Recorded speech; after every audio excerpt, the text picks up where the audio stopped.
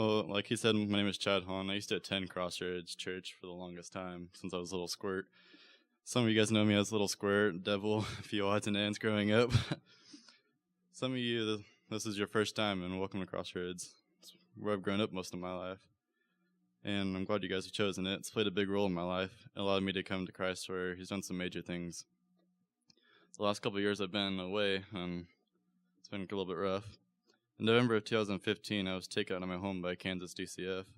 And for you guys don't know, it's Department of Children and Families. Along with a couple police officers. For those of you who don't know, I used to live out in the middle of nowhere near Canopolis Lake in a little subdivision where you knew what everyone drove, what everyone did practically, and who everyone was. On my way home from school that day, I ended up behind a red Chevy Impala, and I pulled into the subdivision. I knew it wasn't any of my neighbors because you know who drives what. And they ended up pulling next to a police officer in front of my grandma's house, and she lived right next door to us in the subdivision. I was kind of scared because a couple months prior I got in a wreck, and it was on my instructions permit by myself, so that wasn't really good. And so I ran inside, tossed the keys on the counter, and pretended like it wasn't me that drove by myself. I mean, however, I had a gut feeling that something was wrong. A few minutes later, there was a knock at the door, and a lady had asked for Samantha, who's now 16 years old. She's my little sister. And then a few months later, Emily happened to walk by, and they asked for Emily. And something inside me just felt like something was wrong. But when I ended up to walk by a little bit later, they asked for me. And when they asked for me, I was a little bit scared. But when they walked outside, they asked me if any abuse had happened in the house. And my first instinct was to lie. I didn't want my sisters taken away. I've heard of what foster care was like. And so I tried to keep all of us together and ended up lying. Later, we ended up talking to some of the social workers, and we ended up giving our testimony, like what happened to us at a house called Middle Ark House, which was kind of nerve-wracking, but it also took some ease off of me as well.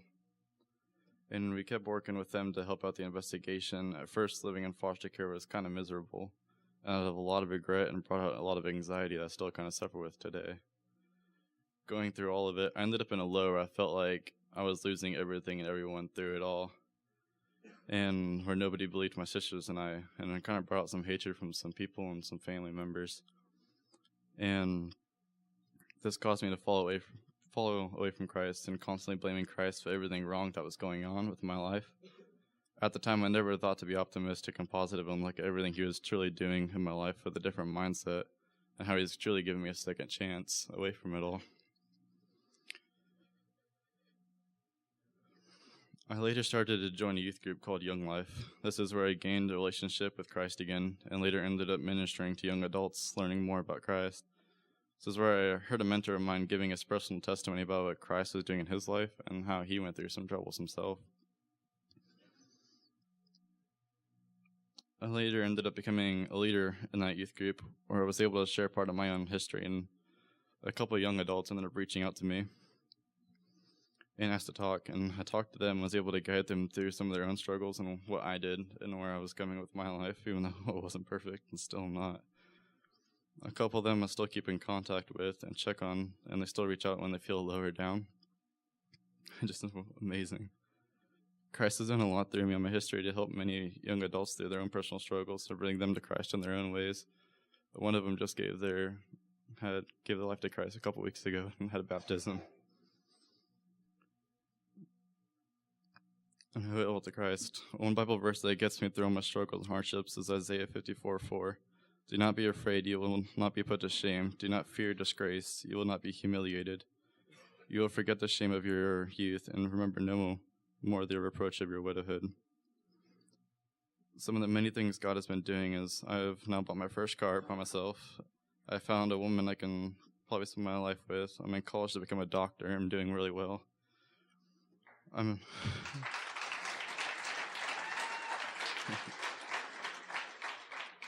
still there for Samantha and Emily as their brother throughout their own struggles and through everything that they're going with and still dealing with.